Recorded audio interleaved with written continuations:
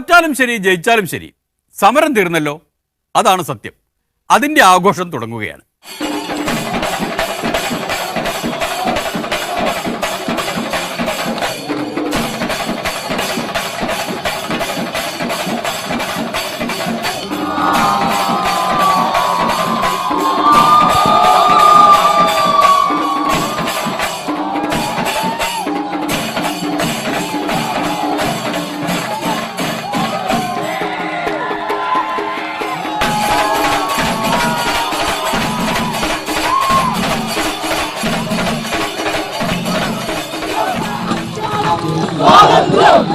അനേകം യുവജന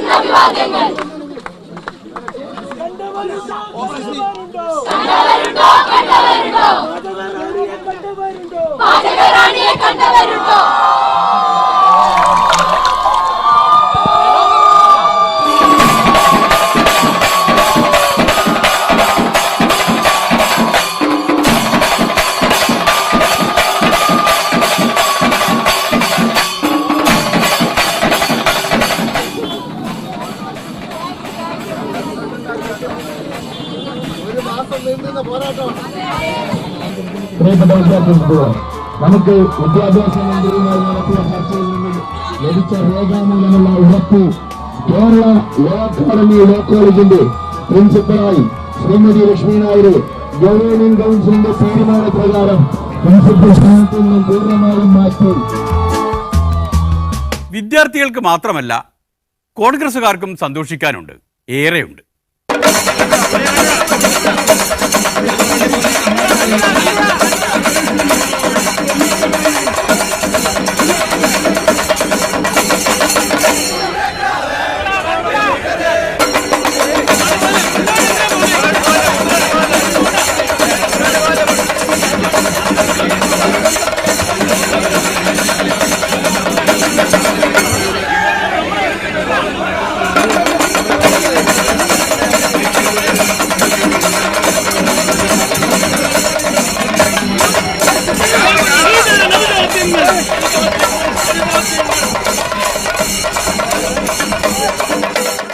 തെരഞ്ഞെടുപ്പിന് ശേഷം ആദ്യമായി കോൺഗ്രസ് നേതാക്കൾ ഒരേ സ്ഥലത്തെ ഒരേ സമയം ഒത്തുകൂടി.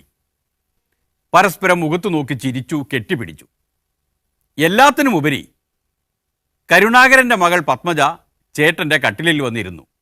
പോരേ പൂരം, ജയിച്ചില്ലേ സമരം.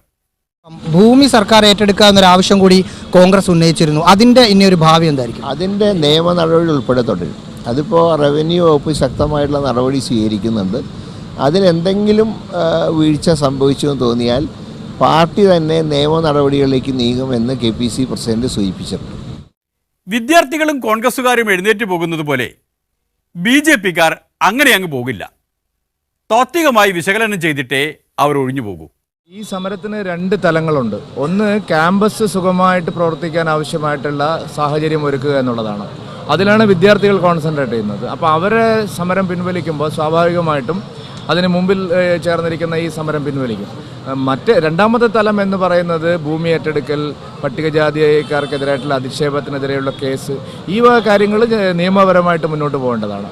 ഒന്നാം ഘട്ട സമരത്തിൽ വിദ്യാർത്ഥികൾ സമരം പിൻവലിക്കുകയാണെങ്കിൽ ഞങ്ങൾ സ്വാഭാവികമായിട്ടും സമരം പിൻവലിക്കുക തന്നെ. പിൻവലിച്ചു എന്ന് മാത്രമല്ല, പിൻവലിച്ച ആംബുലൻസിലാക്കി ICUയിലേക്ക് കൊണ്ടുപോയി.